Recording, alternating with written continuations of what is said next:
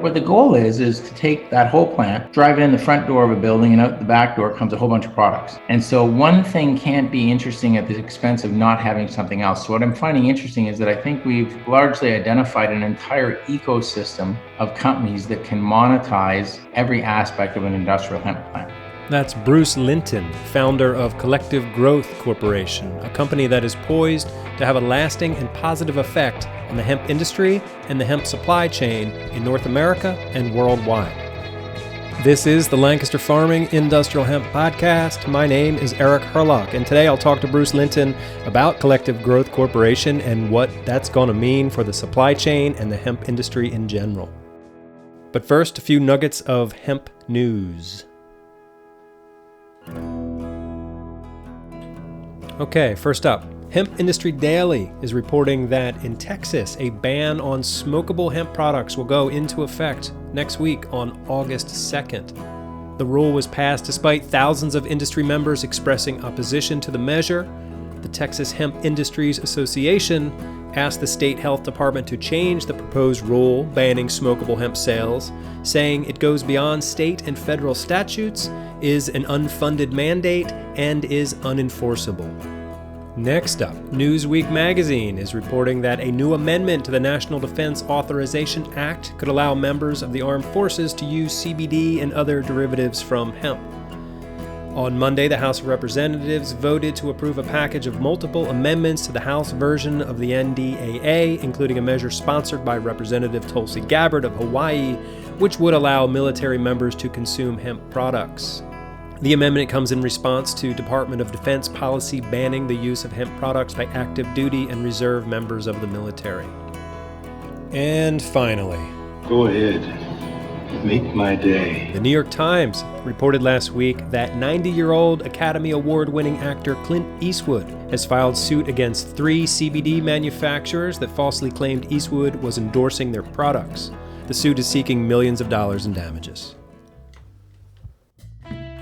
Okay, before we get into the interview with Bruce Linton from Collective Growth Corporation, I wanted to follow up on something that came up in last week's show.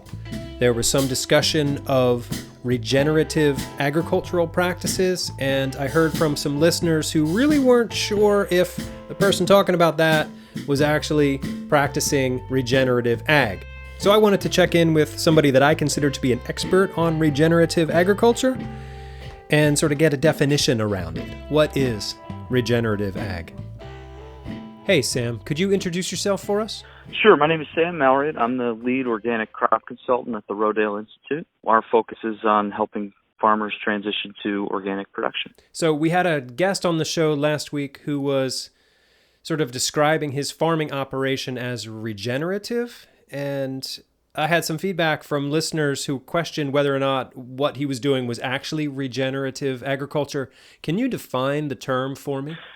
Sure. I think where some of the confusion might be coming from is that regenerative is a term that's getting tossed around a lot lately. And sometimes it seems to be synonymous with mostly conventional no-till production. Mm-hmm. And while we have great relationships with a lot of farmers that do that, what we're focused on is putting a standard to that term. Mm-hmm. And so we have, with the help of the Regenerative Organic Alliance, put out a standard called Regenerative Organic Certification. And so now that term actually has some weight behind it, and it has some requirements that need to be fulfilled. So our definition of regenerative organic is a agricultural system, food system, that improves upon 3 main pillars, which are soil health, animal welfare, and social fairness. That means properly and offering, sufficient housing, things like that. Okay. So that's specifically what we believe the term regenerative means. And this sort of goes farther than, let's say, sustainable. I know that was a big term in agriculture for a while, but this does more than just sustain. This regenerates, right? Right, exactly. And one of the interesting things is, so a prerequisite of getting regenerative organic certified is getting the USDA organic certification first. Mm-hmm.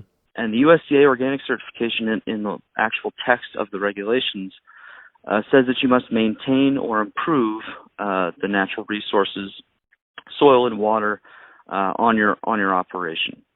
So a lot of farmers have sort of, we'll say, erred on the side of maintain those natural resources. Mm-hmm. This certification and this word should mean improve. Right. So what we really want is for farmers to improve their soil health, improve their water quality, and that is a requirement now of that certification. So, Okay. yeah, it's not just a term that can really mean anything these days. Right. We really have to put some stuff behind it. Yeah, right. That was my concern. And so, glyphosate, Roundup really has no place in regenerative agricultural practices. No, we don't think that's something that can fit into this system. We need to start raising the bar, and we can't be raising the bar with a slight change to the same system. So again, we have great relationships with farmers that are sort of, making their way, that are, on the spectrum of production, making their way towards less herbicide use. But no, we don't think you can call an operation, that's spraying heavily regenerative. And if you think about it, it's sort of relying on companies that don't necessarily have our best interests at heart as farmers. So Right. we're trying to get away from that. Yeah, but we don't agree with that. Okay. How are things going at the Rodale Institute hemp-wise? What's happening there on the farm? Great. Yep, we just brought on a new PhD scientist. So we have a hemp specialist now. We had a little bit of staff change there, but she's come onto our team of 10 PhD scientists now. So she'll be heading up our variety trials and weed suppression trials. And we're excited about it and looking forward to 2021. Yeah, right. Me too. Cool. Well, I'd like to come out and visit the Institute sometime in the next few weeks, socially distant and all that. Yeah, please do, Eric. Yeah, we'd love to have you. All right, great. Well, hey, thanks for clarifying regenerative agriculture for us. Appreciate that. And we'll talk soon. Thanks, Sam. All right. Thanks a lot. Take care. Thanks for having me. You can learn more about regenerative organic agriculture practices at rodaleinstitute.org. All right, but moving on to our main event. I'm very honored to have Bruce Linton with us today. You may know his name because he's the former CEO and founder of Canopy Growth, which was the largest cannabis company in the world.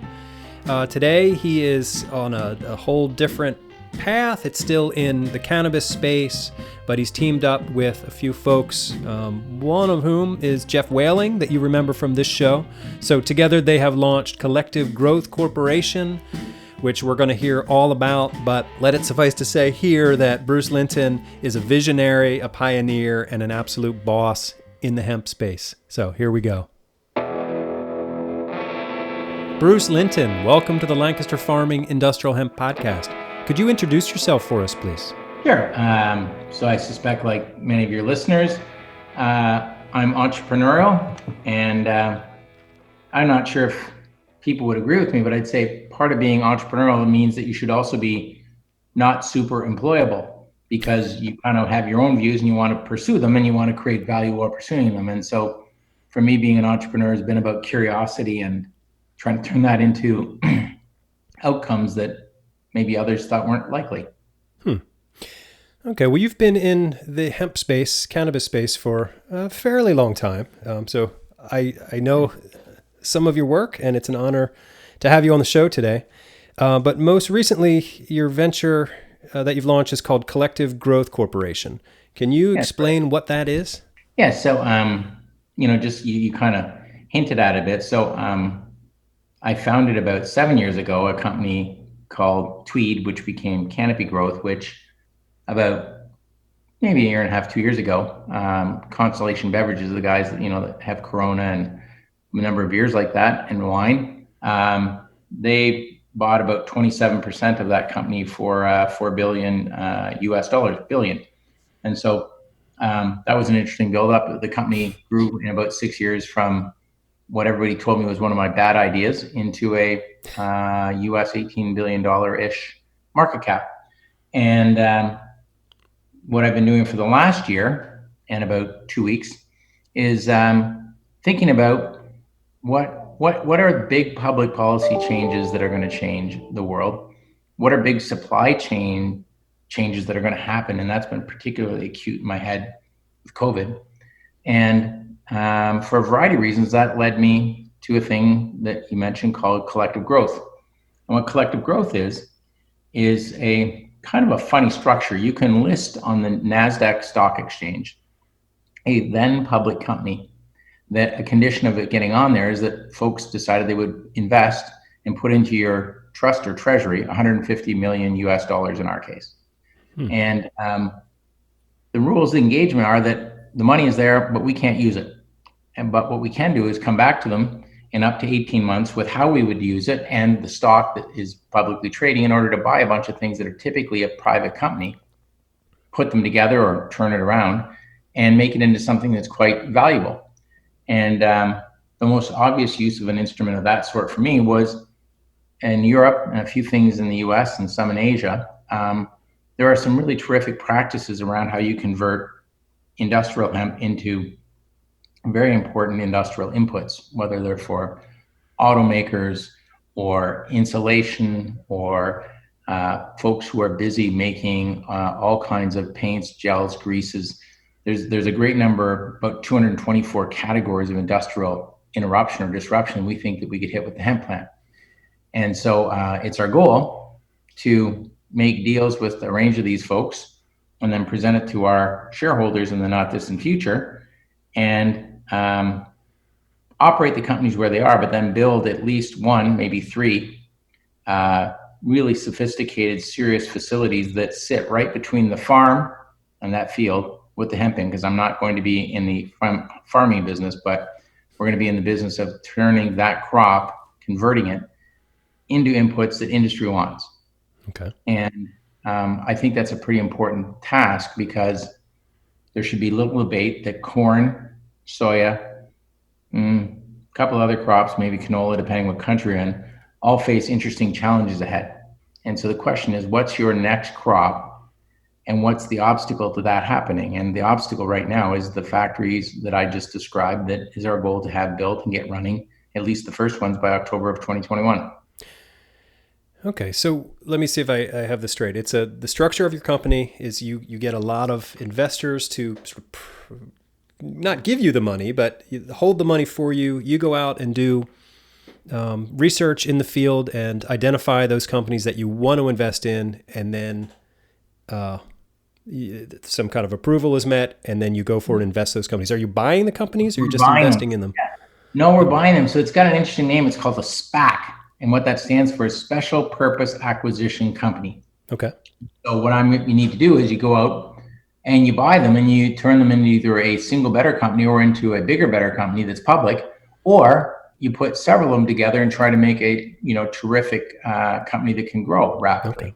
Right. And once you put the ideas together and you've done your analysis, you present it to the folks, and it's pretty clear when you look at these ones. So ours actually trades on NASDAQ, and the share trades as CGROU, and the warrants say trades as CGROW. So it's kind of interesting, we have the word grow right in there, but right. If those units that are the units, the U1, trade above $10, that means they think this is a good idea and they're all going to vote in favor of it. Okay. And so our work is simply to be really thoughtful and diligent in finding the right pieces, think about the industries that really need to change and want to change. And so what the heck would they be? Well, I think there's a lot of places that their brand will be improved going forward for the next decade by being able to indicate that this is a input produced in America that has a terrific environmental benefit while creating jobs from the field to the factory in the US. Mm-hmm. And so we're pretty diligent about finding the pieces that we think fit together with that perspective. Okay. So of the companies you're looking at, I imagine there's a sort of a set criteria or check boxes that they have to meet. Like what needs to be true about one of the, like a startup company in order to get your consideration?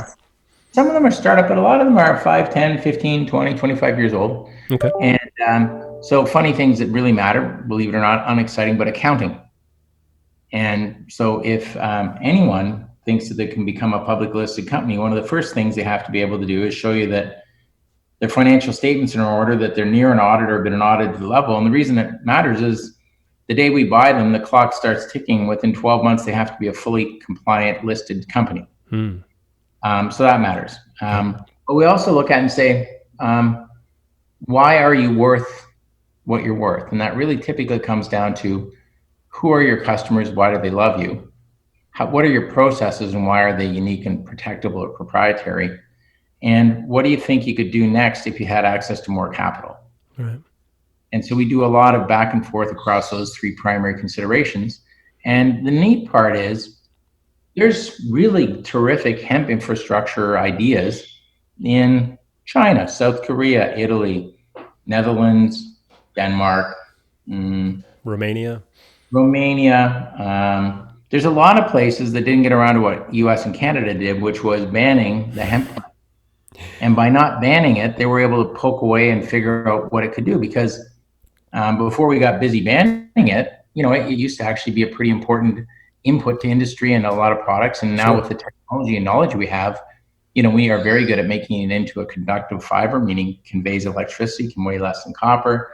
There are a lot of applications, like when they banned it, not a lot of people were driving electric cars 75 years ago, but now they are. Right. And so there's good applications in there. So I really think that we have a good thing, and our biggest risk is timing, right? They can't be slow, right? Because a lot of people had a negative experience with hemp in the last year and a half. We need to get better. So do you think the prohibition was just definitely put us at a disadvantage, or is there any kind of silver lining in the fact that we sort of get to reinvent the industry here in North America? Well, things are usually a bit of both. I would say it's a disadvantage when it comes to best practices because other places have been practicing for 20 years. Well, we weren't. Yeah. So your best practice can't be too good if you've had no practice. But the other part is by being hidden away, I'd say there's a pent up demand for a fiber, for a injectable molding pellet, for a variety of materials that actually are superior to the environment and produced in North America. And so I think there's probably a newness, like, oh gosh, I can get jeans made with that. That sounds new. Oh, I can have parts of my car made with that. That sounds new. But Mr. Ford was doing this, and a lot of clothiers were making hemp clothing before it was banned. Sure.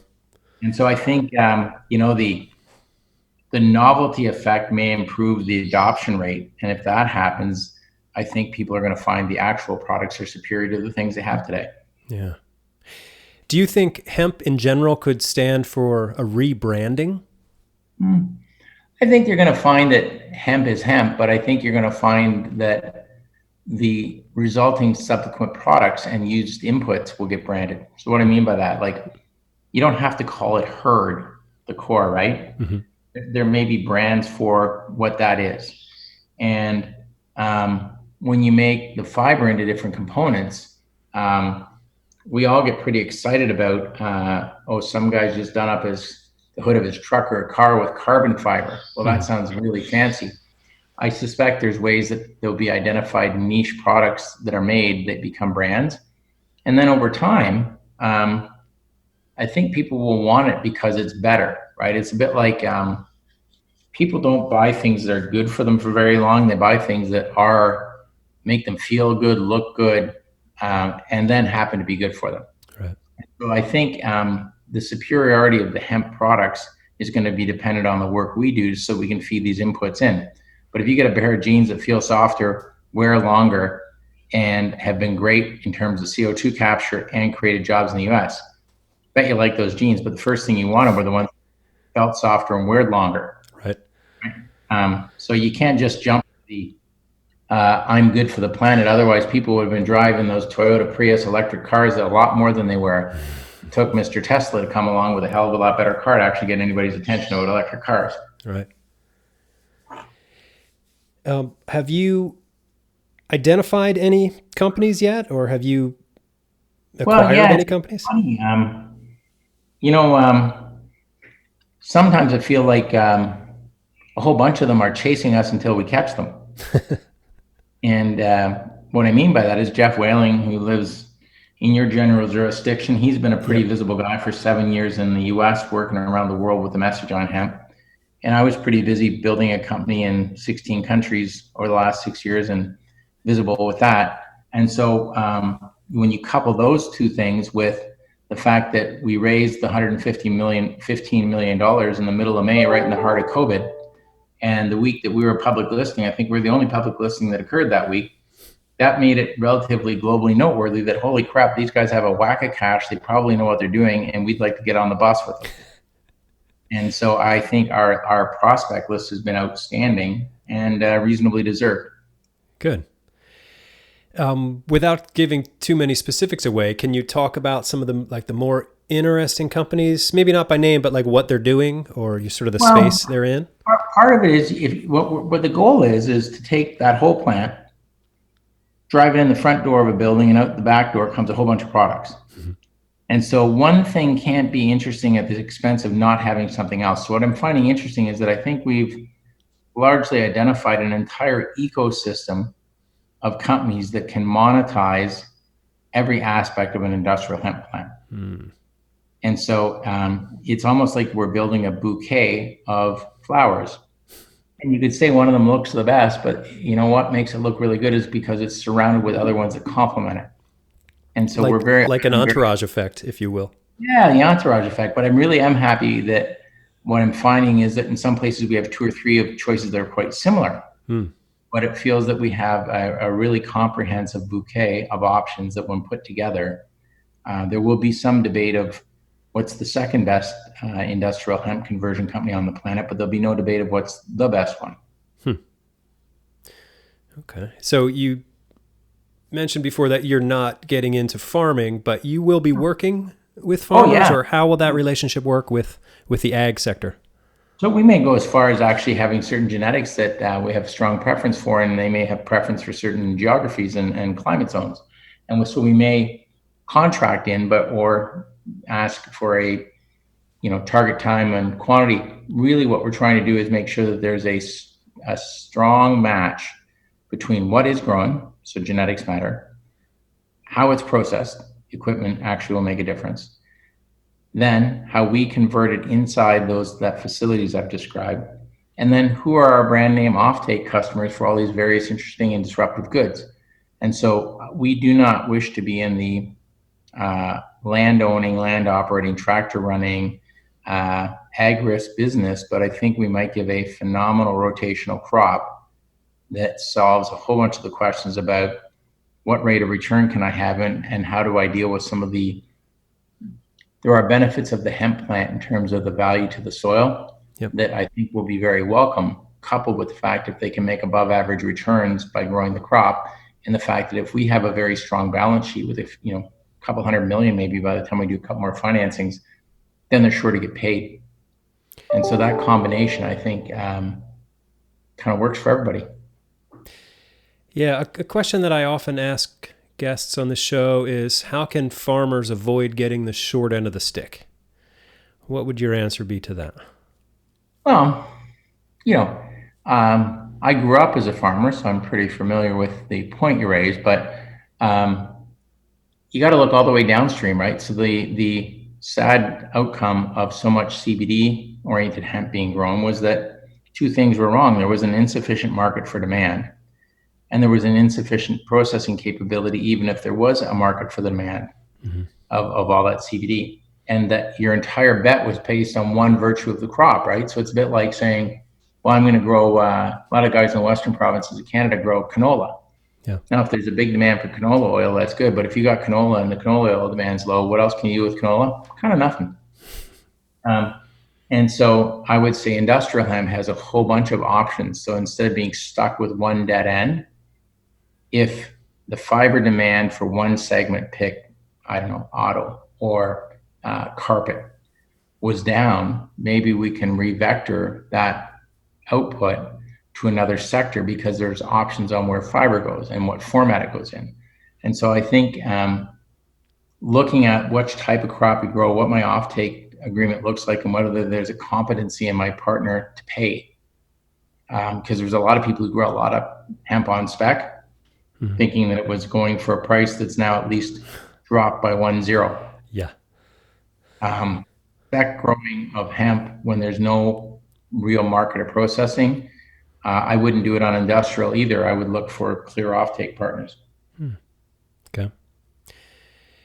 Changing gears a little bit, for you personally, why hemp? Like, where did your journey with hemp begin? Well, I started what is a federally legal, to be clarified, cannabis business. So the one that was started in Canada was in 16 countries. Its operations in the US were CBD only, and I didn't think CBD was the only thing to play with, because if you talk to a few folks and think about what used to be, you can't believe that it isn't again.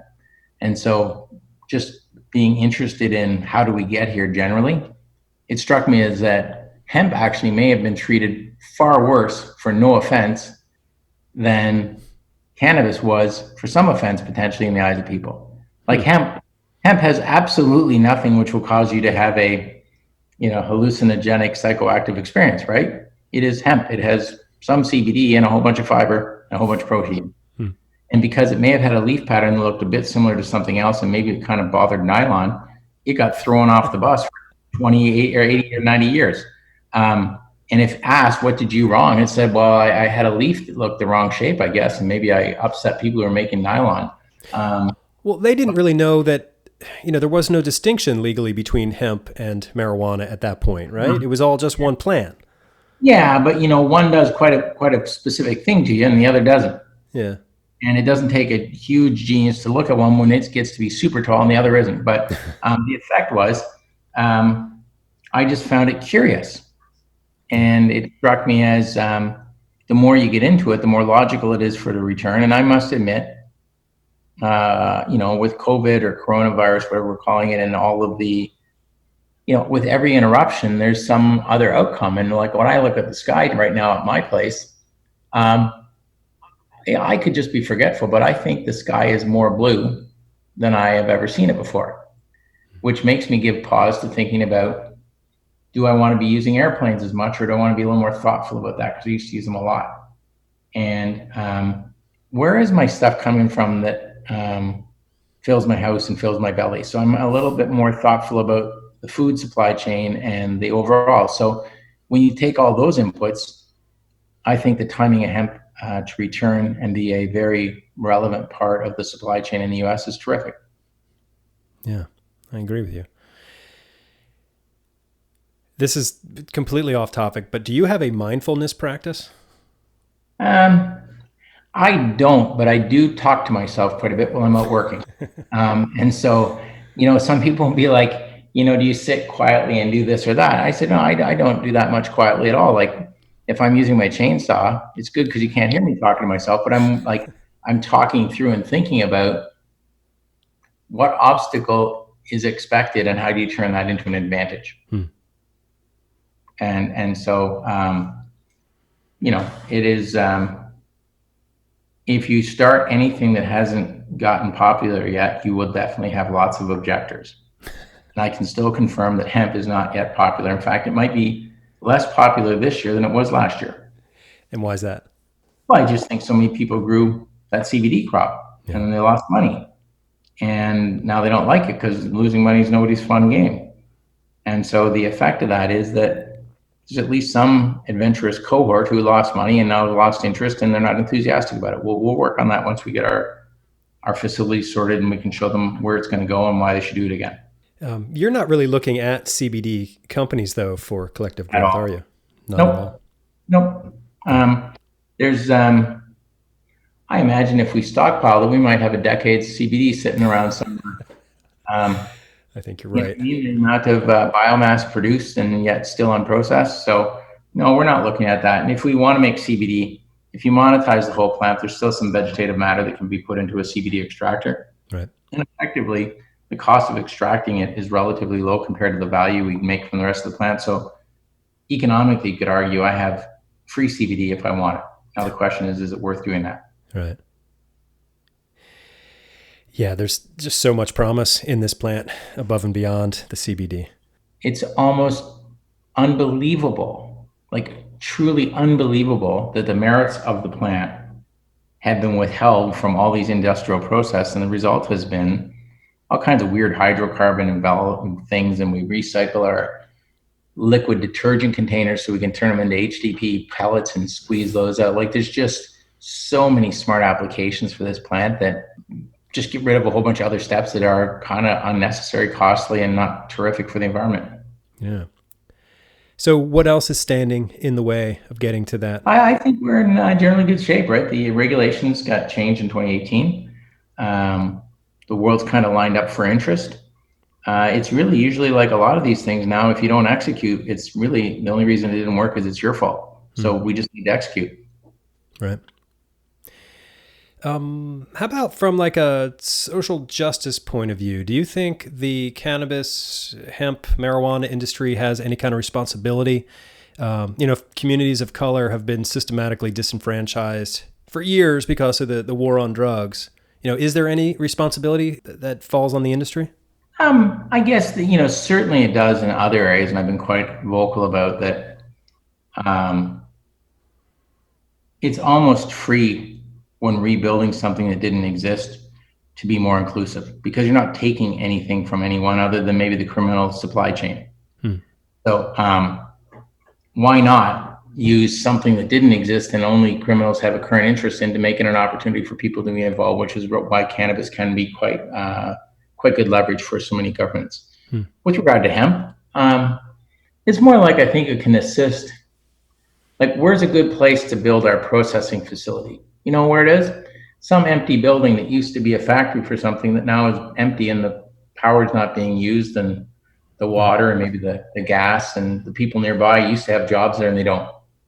And so I think that the return of this crop in the type of purpose we want, it should be a return of asset utilization for areas that used to produce and be a step between maybe a farm's sheep and the yarn and a mill.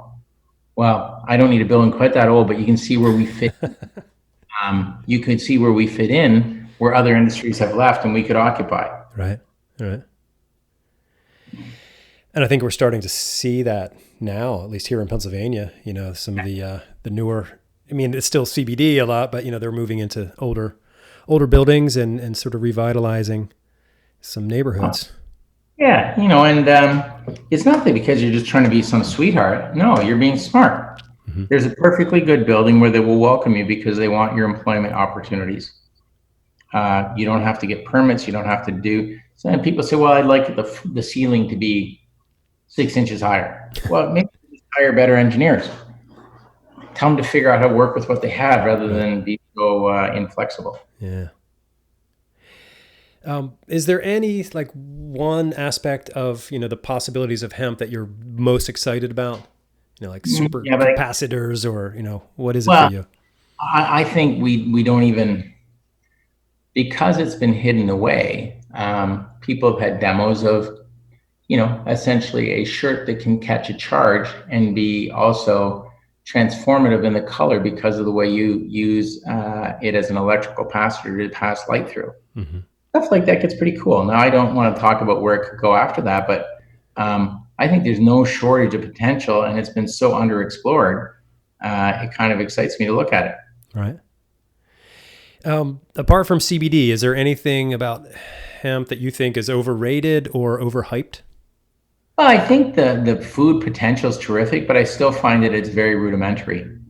Right? You can get hemp seeds and maybe get a bit of hemp flour, but I don't know. I wouldn't mind trying something that looked like a sushi product, but it wasn't made with raw fish. It was made with hemp that had been changed into a nice structured protein, colored. And so what I'm eating is a plant-based something that I know is super digestible, but the flavoring and texture replaces something else that I'm not necessarily jumping up and down to eat. And so there are so many potential applications of this that I think are not yet even begun to be realized, that we got to figure out what goes on. Yeah. Once we de-SPAC, so once we get things done where the people are that we're supposed to buy, and get that done, then I can come back and tell you quite point blank, this is why these pieces are super interesting, because if I told you in advance, it might not improve my chances of getting them at a good price. Fair enough. So let's schedule a future conversation then. Indeed. I'll come back for sure. Yeah. You mentioned a little bit about the coronavirus and the shutdown. How has that affected things? It sounded like it was actually good for you guys a little bit, but are there other silver linings, or are there sort of negative consequences? You've got a bunch of folks who are in the ag business. What you have to be is optimistic. So I don't think one can look at it and say, is the cup half empty or is the cup half full? My perspective is, you think there's any chance I get to keep the cup? And so when things like Corona happen, the good news is our travel budget to do due diligence is zero because we can't go to Europe. Sure. The bad news is we can't go to Europe, but you can actually get other people to do it. So you blend ways to look at things. So I would say it was easier to raise the capital and more notable. It's harder to finish due diligence, but it's been surprisingly easy to get people to review documents and agree and think about agreeing to paperwork. Because what people are doing a lot more is they're sitting at a desk doing paperwork, whether it's their kitchen table or whatever. But there's a lot more time where people take the time to read things carefully than was before.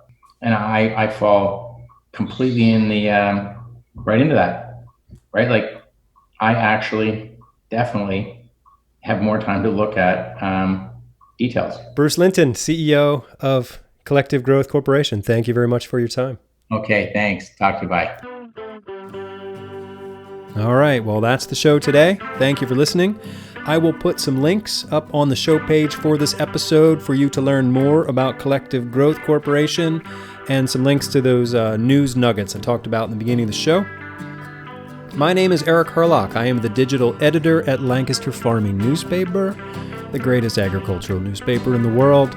Don't take my word for it. Check us out online at lancasterfarming.com, or get yourself a subscription. We'll just deliver the paper to you every Saturday. It's worth your while. Check it out. Also, follow us on the Instagram at LF Podcast Hemp. And if you want to get in touch with me, I'm always looking for story ideas, interesting people to talk to. I don't know, do you want to complain about the show? I hope not, but you can drop me a line at podcast@lancasterfarming.com, or call me and leave me a message at 717-721-4462. All right, thank you. Until next time, I'll see you in the newspaper.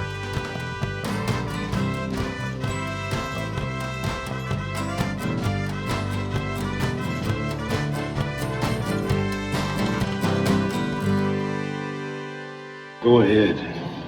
Meet my industrial hemp. Episode 95 of the Lancaster Farming Industrial Hemp podcast is copyright 2020 by Lancaster Farming Newspaper, part of the Steinman Communications family. Today's show was written and recorded, edited, and produced by my dad, Eric Herlock. The music you hear throughout the show is courtesy of Tinbird Shadow. BTW Cats Rule.